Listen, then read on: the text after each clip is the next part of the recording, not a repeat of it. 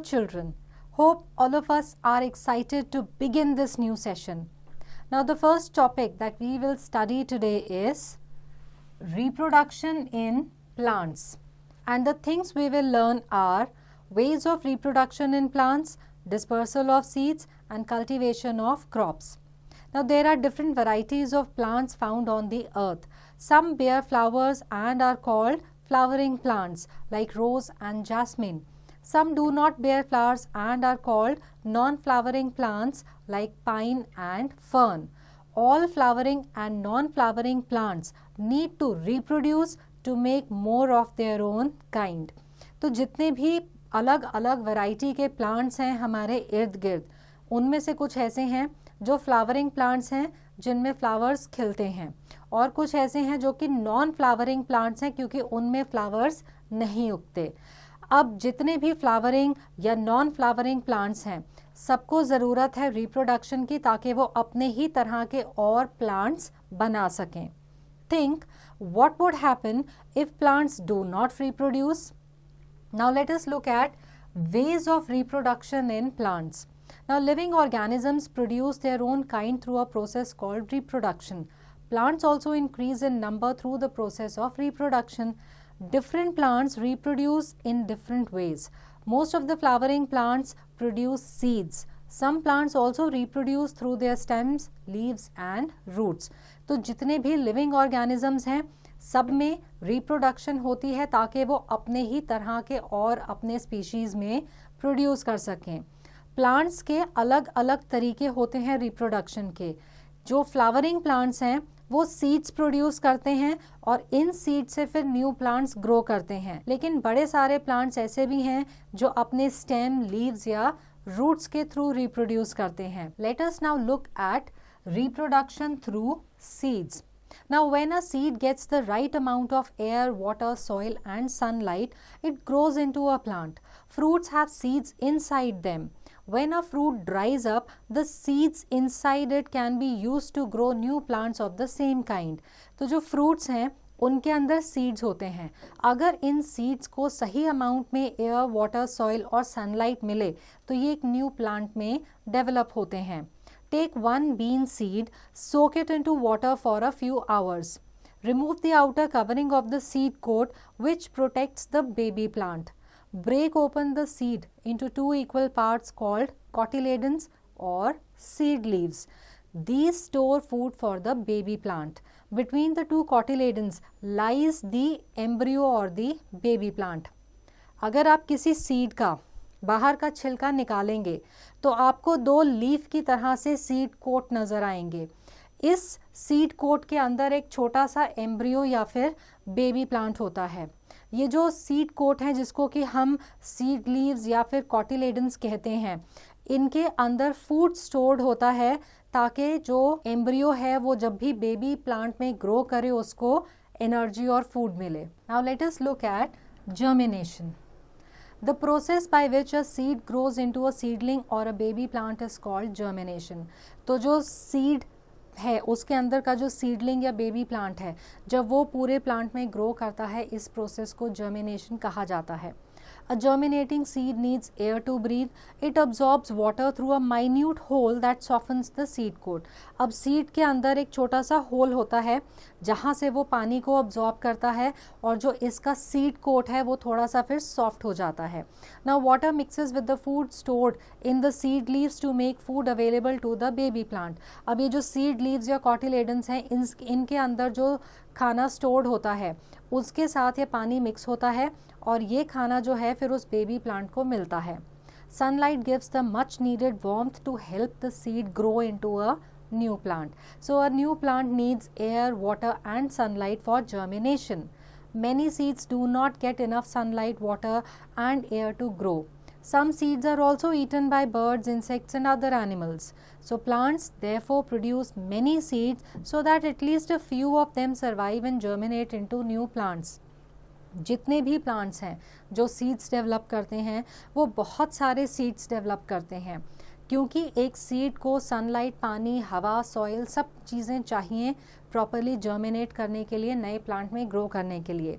लेकिन बहुत सारे सीड्स हैं जिनको या तो सनलाइट, पानी या फिर एयर प्रॉपरली नहीं मिलता, या फिर बाकी के एनिमल्स और बर्ड्स उनको खा लेते हैं। तो ताकि सीड्स में से न्यू प्लांट्स हों, इसलिए प्लांट्स बहुत सारे सीड्स डेवलप करते हैं। Now it is a fact, some seeds like gram have 2 cotyledons and are called dicot seeds, whereas rice seeds have only 1 cotyledon, they are called monocot seeds. Now let us look at reproduction through spores. Non-flowering plants like ferns and mosses do not reproduce from seeds, they make spores. Each spore can grow into a new plant. Spores look like tiny dark colored dots. These plants have special structures which bear spores. Now when the spores burst, they scatter and germinate. Fungi such as bread molds and mushrooms reproduce through spores. कुछ non-flowering plants होते हैं जैसे कि ferns और mosses, उनके seeds नहीं होते, वो spores बनाते हैं। ये spores बड़े छोटे छोटे डार्क कलर की बिंदियों की तरह लगते हैं और यही जो spores हैं इनसे नए प्लांट्स ग्रो करते हैं और ये स्पोर्स जब बर्स्ट करते हैं तो ये बहुत जगह फैल जाते हैं और जर्मिनेट करते हैं।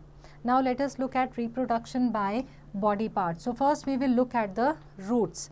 Now sweet potato, radish and carrot grow into new plants when replanted. कुछ ऐसे plants हैं जिनके की special roots होते हैं जैसे कि sweet potato, radish, carrot. इनसे आप नए plants को grow कर सकते हैं। Then from stems. Some plants like potato are actually stems. They have buds called eyes that grow into new plants. तो जैसे आलू है वो एक्चुअल में एक स्टेम है, इसके अंदर छोटी छोटी बड्स होती हैं, इनसे न्यू प्लांट्स ग्रो कर सकते हैं। Then rose, sugarcane and hibiscus also grow from stem cuttings. A length of stem is planted in the soil which grows into a new plant.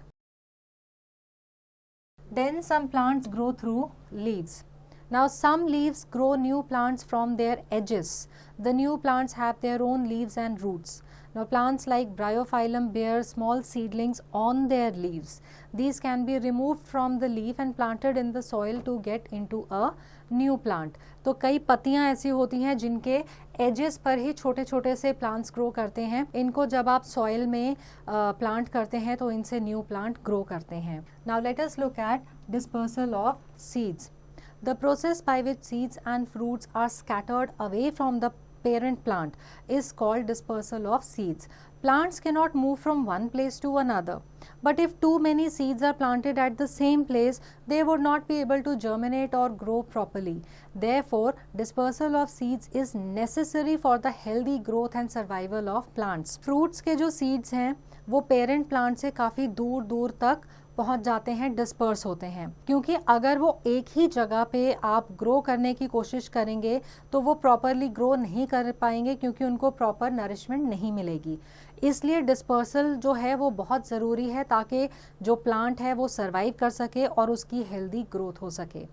Now let us look at the agents of dispersal. Now seeds are scattered by different natural agents. These agents are mainly wind, water, animals and explosion of fruit. So the special structures of certain seeds and fruits help to carry these to new and far away places.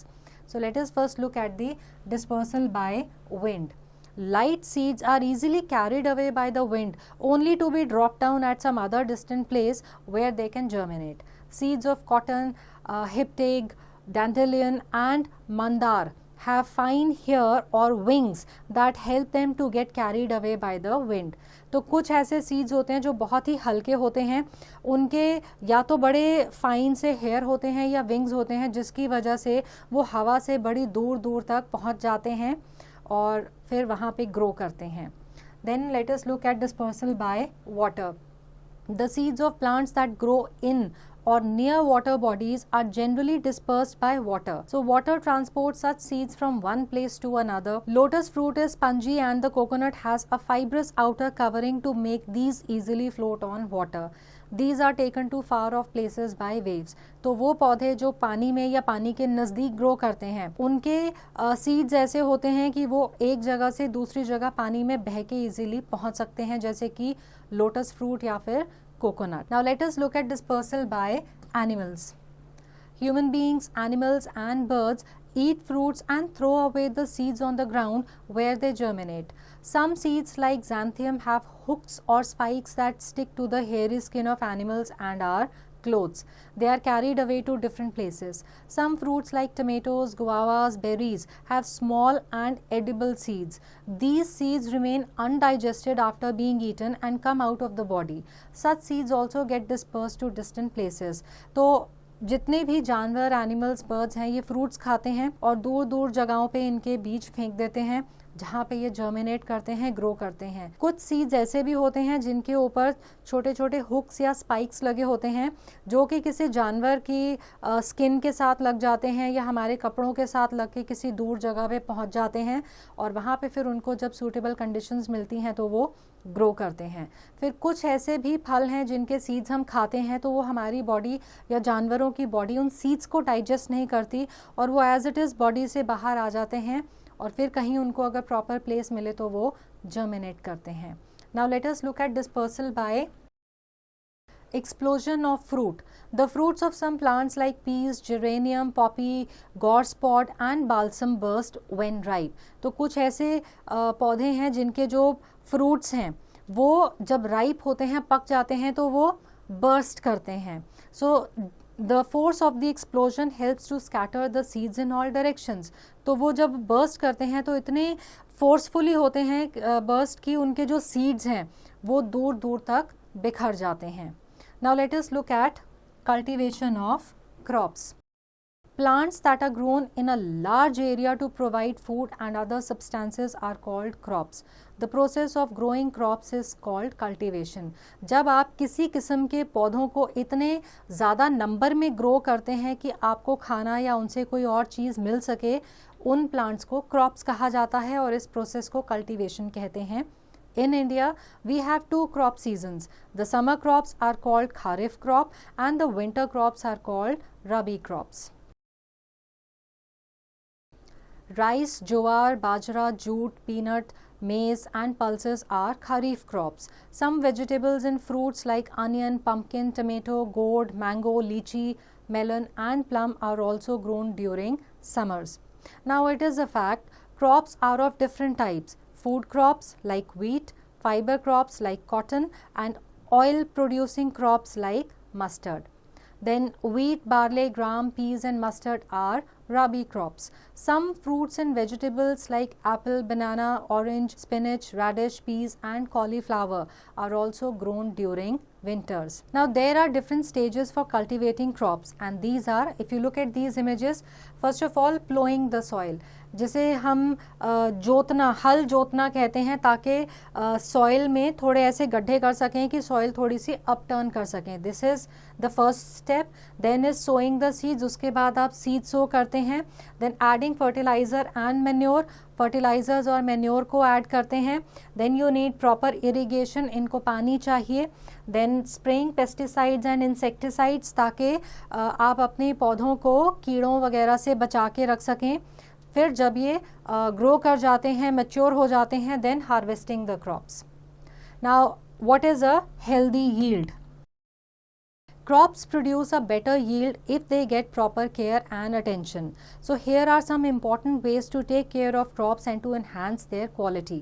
अगर आपको बहुत ज़्यादा अच्छी पैदावार मिलती है और वो बिना कीड़ों के या बहुत अच्छी है तो उसको आप हेल्दी यील्ड कहते हैं. और इसके लिए हम क्या स्टेप्स अपना सकते हैं?